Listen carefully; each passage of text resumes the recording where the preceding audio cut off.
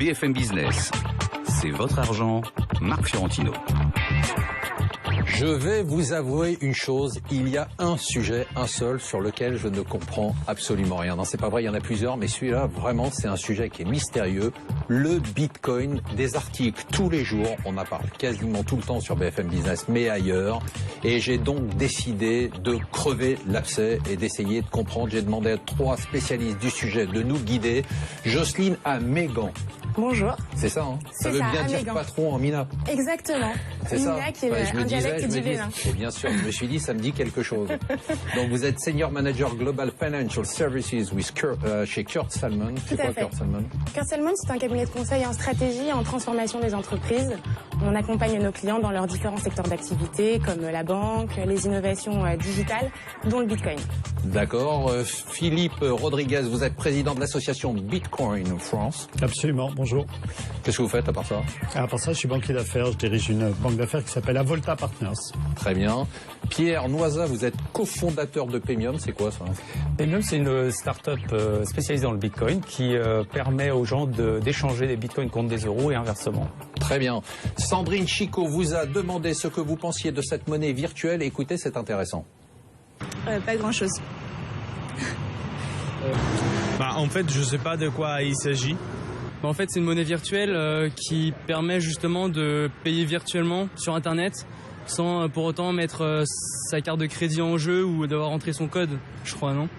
Je suis convaincu que dans une décennie, voire 2 décennies, on ira vers ce genre de monnaie, quoi. Ça, c'est, à mon avis, oui, je suis complètement convaincu. Ouais.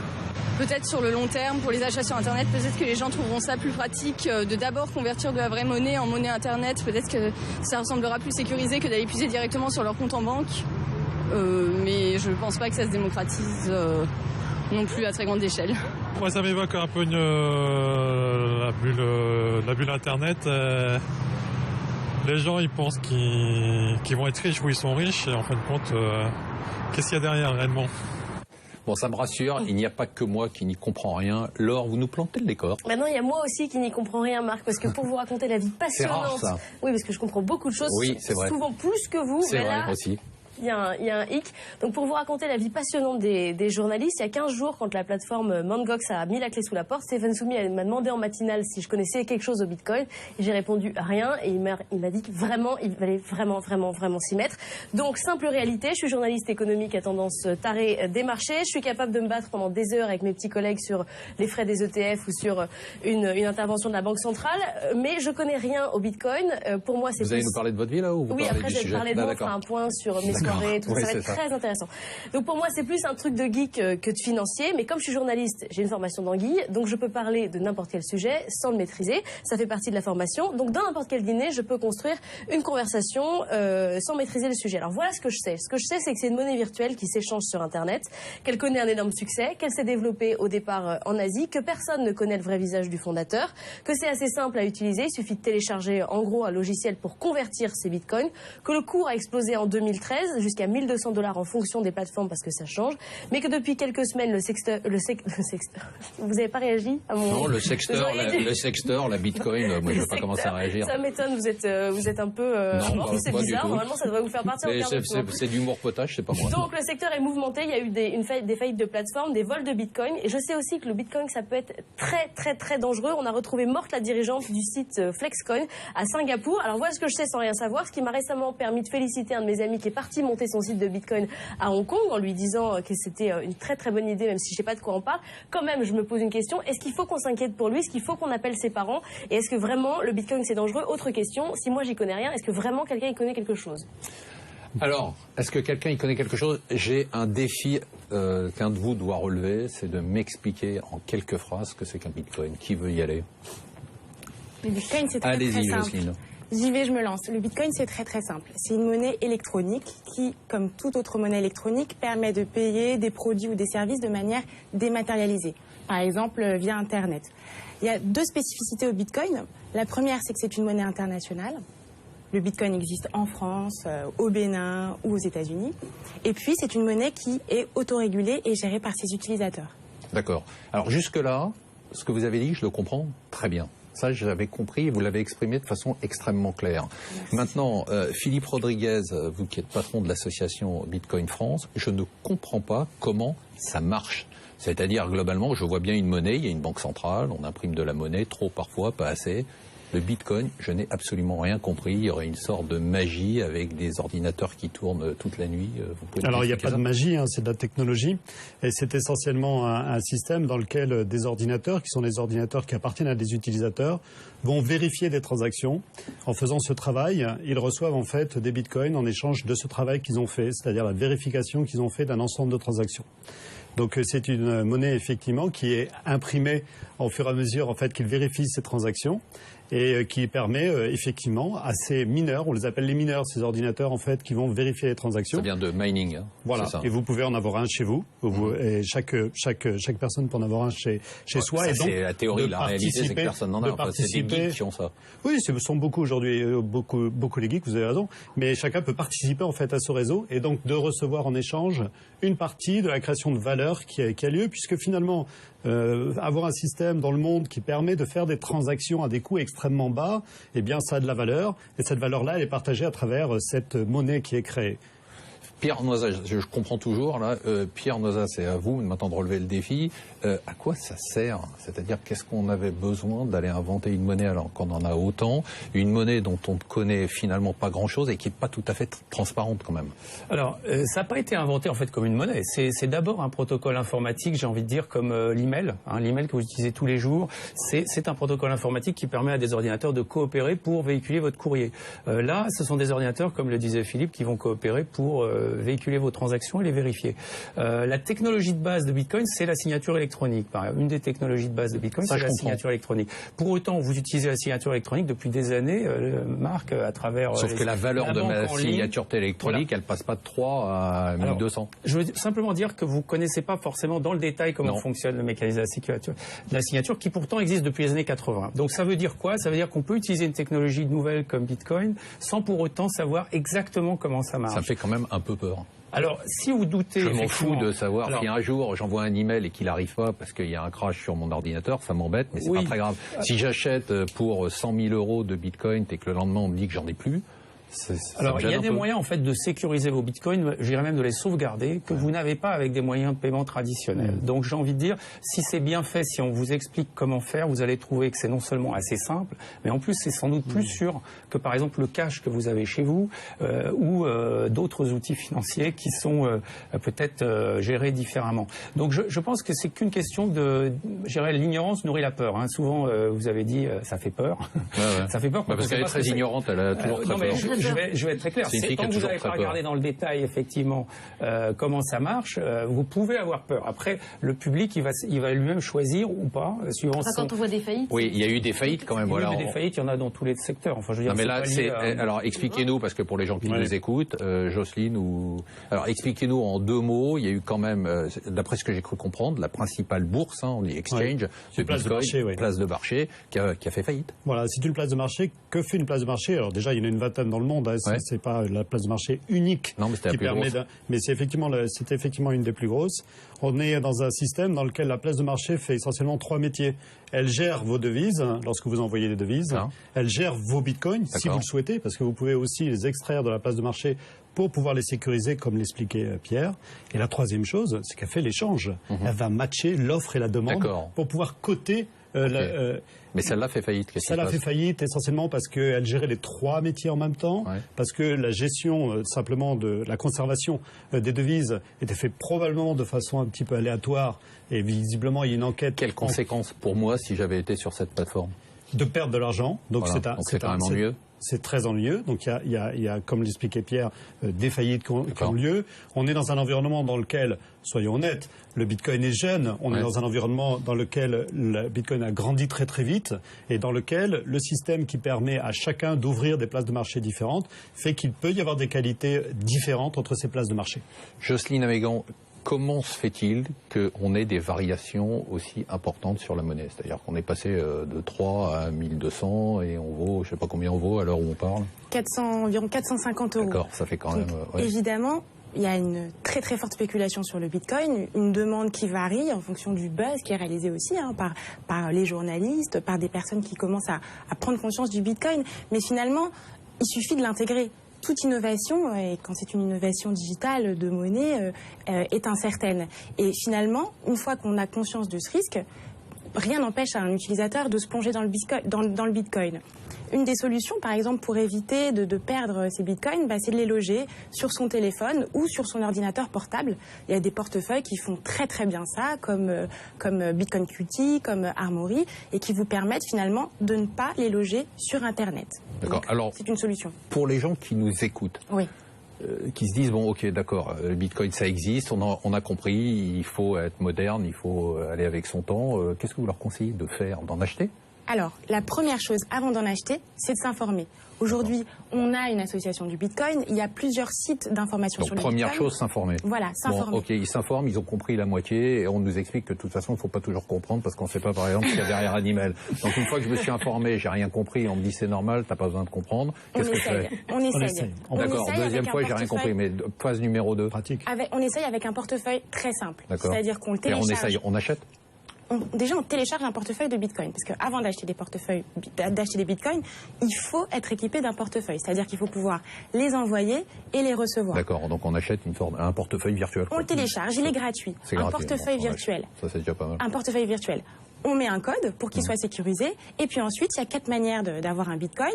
La première, c'est de recevoir un paiement en échange d'un bien ou d'un service qu'on a produit. La deuxième, c'est d'en acheter sur une bourse Bitcoin. La troisième, c'est de recevoir des Bitcoins en consultant un site qui vous rémunère en Bitcoin si vous le consultez pendant un certain temps. Bon, c'est infinitésimal.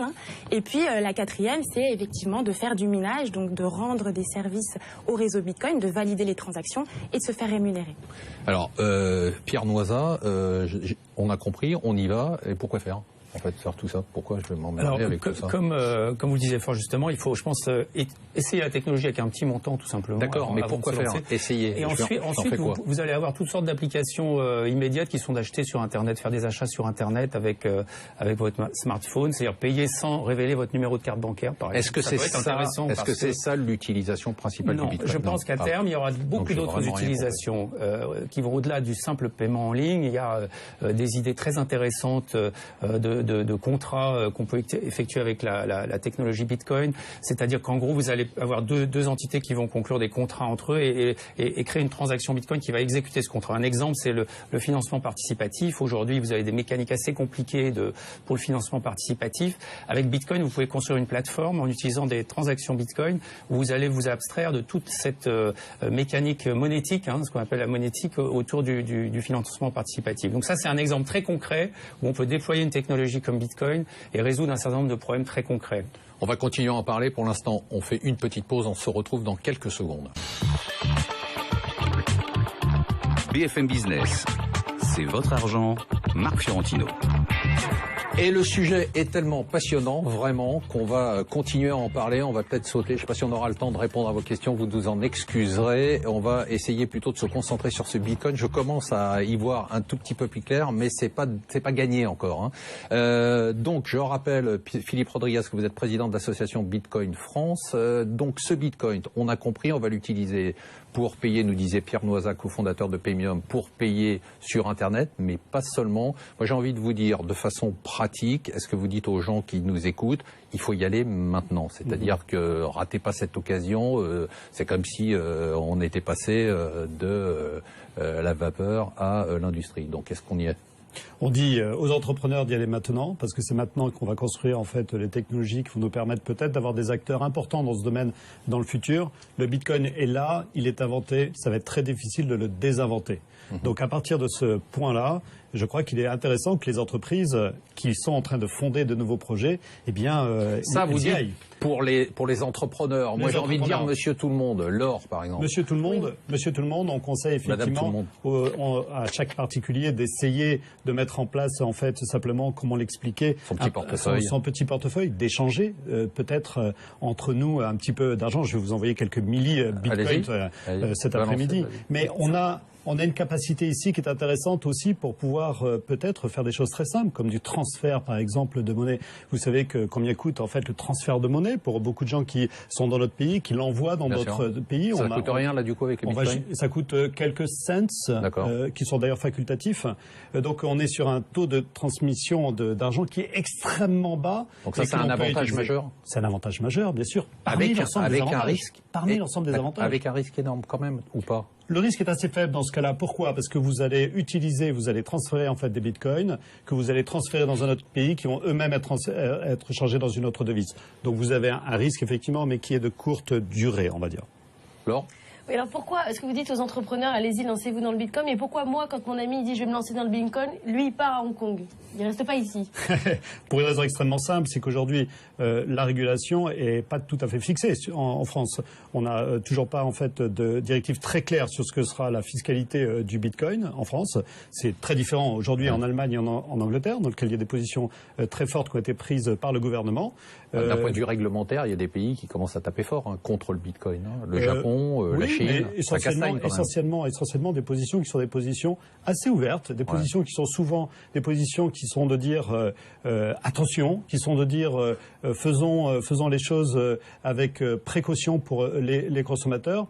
Rarement un bannissement total, puisque vous savez que le bannissement total il est quand même très compliqué pour le Bitcoin.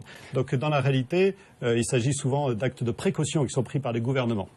Jocelyne Amégan, est-ce qu'il y a d'autres bitcoins ou est-ce qu'il n'y a que le bitcoin? Est-ce que demain, je veux dire, un Google ou un Apple ne peut pas débarquer en disant bon, on s'est bien amusé avec votre petite monnaie virtuelle, on va maintenant installer le Google Dollar ou l'Apple Dollar? Alors, il existe plusieurs monnaies électroniques. Bitcoin, c'est vraiment pas la seule.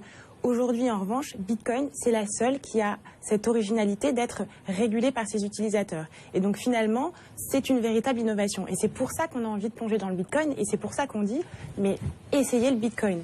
Et puis, par ailleurs, pour revenir sur le point des transferts d'argent, c'est vraiment moins cher. Un transfert d'argent de 1 Bitcoin, donc environ 450 €, ça coûte 9 €. Si vous voulez transférer la même somme d'argent avec du Western Union par exemple, ça va vous coûter le double, 18 €. Donc oui, il y a des véritables avantages de rapidité, de coût et puis de confidentialité. Pierre Noisa, même question. Est-ce que Google demain débarque, comme dans pas mal de secteurs, et dit on a les Google Dollars, allez jouer avec vos bitcoins? En l'occurrence, Google regarde beaucoup de technologies. On regarde en particulier Google Bitcoin avec beaucoup d'attention. Je pense que ils ont compris qu'Internet aujourd'hui c'était beaucoup aussi le logiciel libre comme Bitcoin. C'était pas forcément des solutions propriétaires. Alors Apple, Apple qui défend iTunes. Vous savez qu'Apple a un système de paiement qui s'appelle iTunes. Est-ce qu'on pourrait pas avoir des iTunes dollars? C'est une des raisons pour lesquelles Apple a banni les applications Bitcoin dans l'App Store à ce stade. Ah d'accord, ils ont banni. Oui, parce que ils ont iTunes, qui est alors pour les éditeurs que je dirais comme ceux qui nous accueillent aujourd'hui, c'est aussi très intéressant. Bitcoin, ça permet de monétiser des contenus avec des micro-paiements sans grosse commission, comme ça peut être le cas avec iTunes. Où je vous rappelle que les autres systèmes prélèvent typiquement 30% de la redevance sur un contenu. Avec Bitcoin, vous allez descendre à 1%. Donc ça veut dire quoi pour l'éditeur? Ça veut dire une liberté aussi par rapport à la diffusion de son contenu, la possibilité d'interagir avec les internautes. C'est quelque chose de nouveau, c'est quelque chose qui n'était pas possible. Ma question c'est, est-ce qu'il y a un risque de voir un Google ou un Apple avec sa monnaie virtuelle et de l'imposer, parce que quand on est Amazon Google... a essayé, ils ont tous étudié cette question, avec Amazon Coins, etc. Il y a déjà eu Facebook Credits. Donc ces études-là, ils ont tous réalisé que devenir une banque centrale, c'était pas bon pour l'image, c'était pas bon en pratique parce qu'il y a des technologies comme Bitcoin qui arrivent, et ils seraient retrouvés avec, si vous voulez, le Minitel à côté du courrier électronique, en gros. J'ai une question à vous poser, il nous reste plus longtemps, on a fait les deux parties quasiment là-dessus. Jocelyne Amégan, est-ce que je dois acheter aujourd'hui à 450 $ du Bitcoin? Alors, si c'est pour vous lancer dans une aventure et découvrir une monnaie électronique, bien sûr. Si c'est pour gagner de l'argent, attention, il faut d'abord vous informer, et puis c'est une innovation, donc on n'est pas sûr de gagner de l'argent avec du Bitcoin. Vous pourriez faire de la politique. Pierre Noisa. Je vous rejoins assez sur le fait qu'il faut pas investir dans quelque chose qu'on ne comprend pas. Par contre, s'il y a des risques... Vous êtes là pour vous mouiller. Hein, non, mais s'il y a des risques, il y a sans doute aussi une upside. Enfin, il y a sans doute la possibilité aussi de gagner de l'argent quand il y a un risque, puisque personne... Donc, est-ce que j'achète ou pas? Si vous n'êtes pas trop risk-averse, c'est-à-dire que si vous êtes tolérant avec le risque technologique, vous allez y aller parce que c'est finalement une valeur technologique aujourd'hui. Je finis par vous, Philippe Rodriguez, vous êtes le président de l'association Bitcoin France. J'achète ou je n'achète pas de vous Bitcoin? achetez. Je pense en fait que l'ensemble des capitalisations boursières des entreprises qui vont être disruptées par le Bitcoin, aujourd'hui c'est quelques 750 milliards de dollars. Et là-dedans, Bitcoin va probablement prendre une partie de cette valeur. Et donc, comme on sait en fait qu'il y a un nombre de bitcoins limité, vous pouvez faire les maths, il est probable que ça soit au-dessus de 500 $, beaucoup plus que 500 $ bientôt. On vous fera revenir si c'est plus haut, mais on vous fera revenir aussi si c'est plus bas, les trois. Vous aurez pas plus que vous pouvez perdre. Ah oui, d'accord. Vous aurez à en répondre. Merci à tous d'être venus, c'était passionnant. Nous, on se retrouve la semaine prochaine. Laure, à bientôt. Marc, à la semaine prochaine. Et bon week-end et restez sur BFM Business.